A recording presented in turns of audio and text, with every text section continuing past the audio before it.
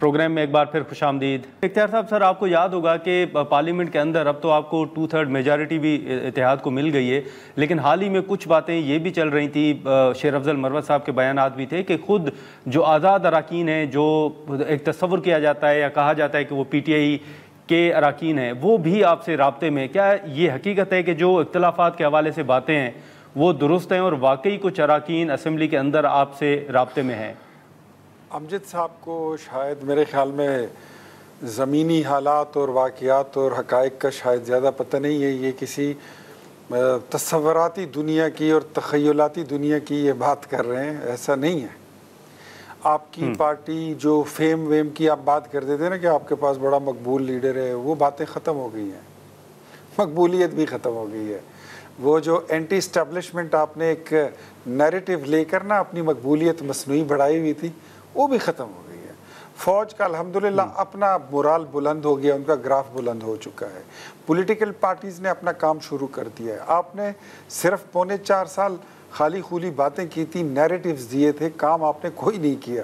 وہ لنگر خانے وغیرہ اور وہ مسافر خانے، اس کے علاوہ کچھ ہوا نہیں۔ وہ میرے خیال میں 50 لاکھ گھروں کا تو اب تک آپ کے پاس کوئی نقشہ بھی نہیں ہے، اور سائیکل پر جانے کا وعدہ تھا اور ہیلی کاپٹر سے نیچے آپ کے پیر نہیں اترے تھے۔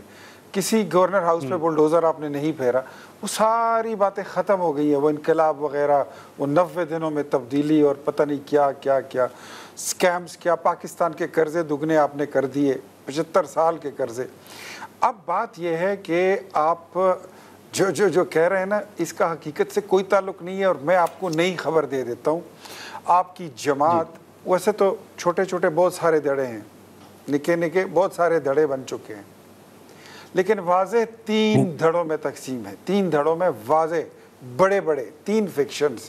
ایک وہ ہے جو آپ کے لیڈر کے ساتھ کھڑے ہیں، ایک وہ ہے جو اقتدار پرستوں کے ساتھ، علی امین گنڈا پور جیسے لوگوں کے ساتھ اور عمران خان ساتھ، دونوں کے ساتھ چل رہے ہیں۔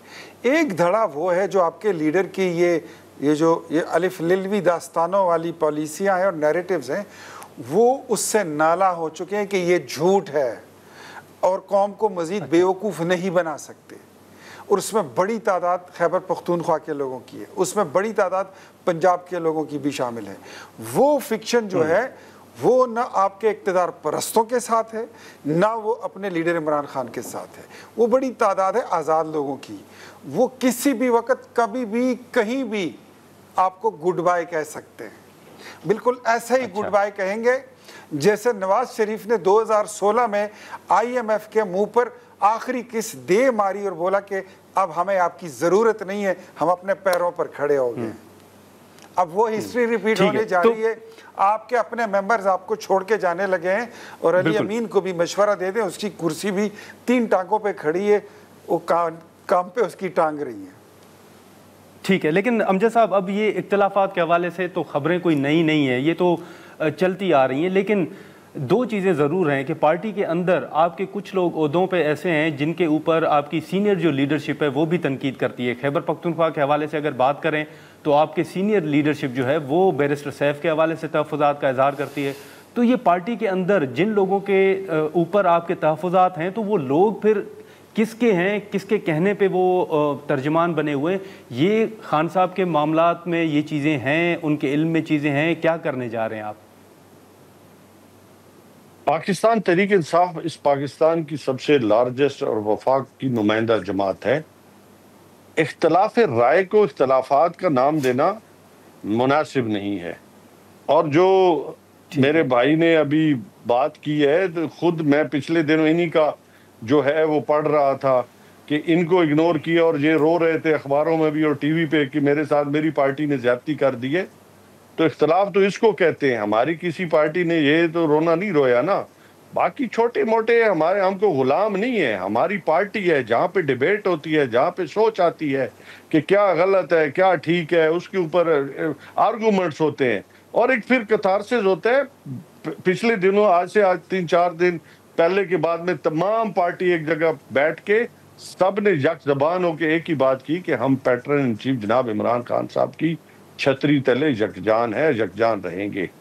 باقی اگر کوئی اس کو اختلاف رائے کو جو ہے وہ ہمیں گروہوں میں بانٹ دے، ہمیں جو ہے وہ ٹکڑوں میں بانٹ دے، تو یہ ان کی خام خیالی ہے، اور اسی خام خیالی یا خواب خرگوش جو ہے ان کو وہ پھر سونا چاہتے ہیں کہ جی کے پی ہمارا ہو جائے گا، یا ہم کے پی کے اوپر قبضہ کر لیں گے، یا پاکستان کی عوام کی جو ہے وہ ہمارا بیانیہ چلے گا۔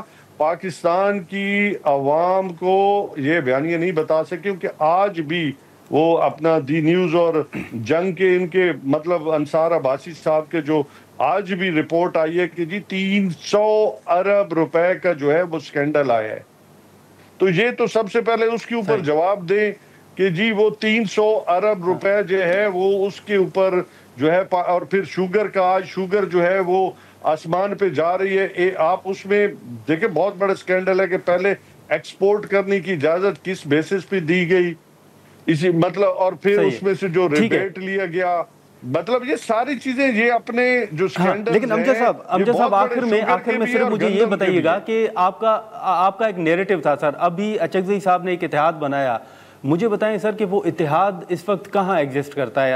اچکزئی صاحب کے مطابق انہوں نے جو تجاویز دی ہیں ان پر عمل درآمد نہیں ہو رہا۔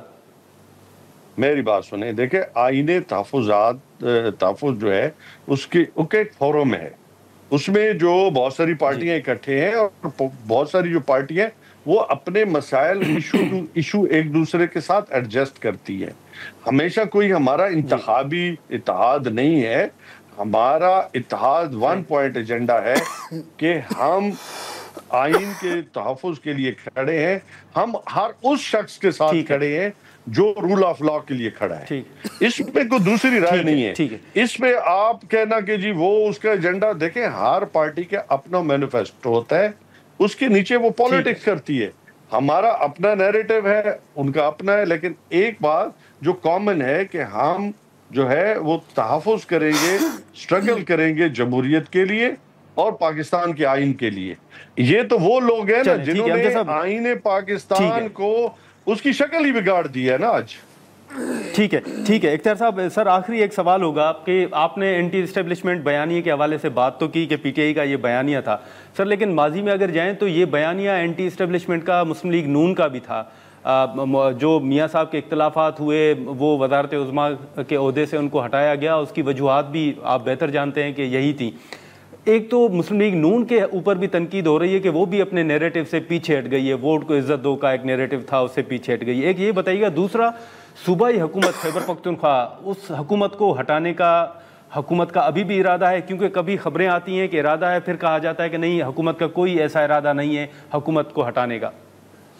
دیکھیں سب سے پہلے میں آپ کو بتاؤں کہ مسلم لیگ نون اس ملک کی سب سے بڑی جماعت ہے اور اس ملک کی سب سے مقبول جماعت ہے۔ ہم پہلی دفعہ حکومت میں نہیں آئے، ہم اس وقت سے حکومت کر رہے ہیں جب عمران خان کرکٹ کھیلا کرتا تھا۔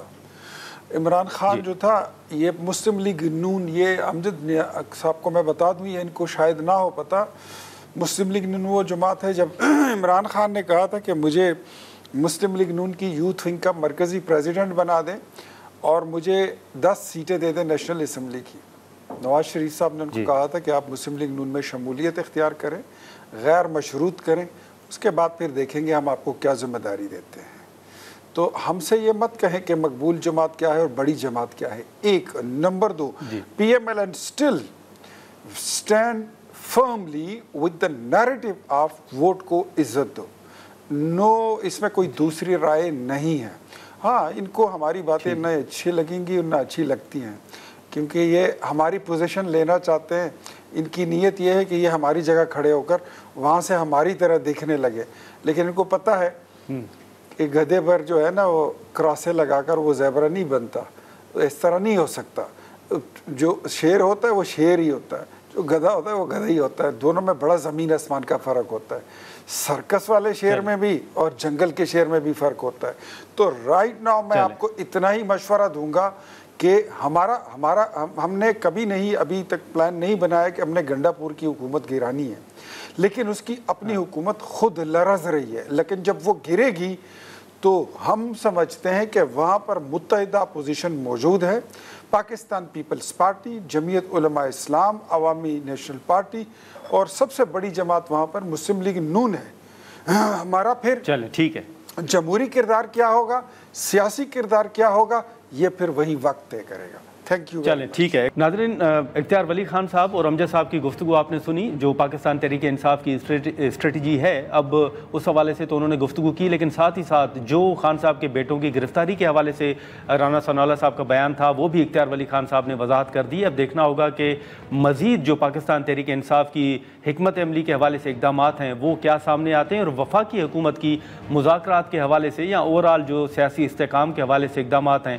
وہ کیا سامنے آتے ہیں. آج کے پروگرام میں اتنا ہی. اجازت دیجیے. اللہ حافظ.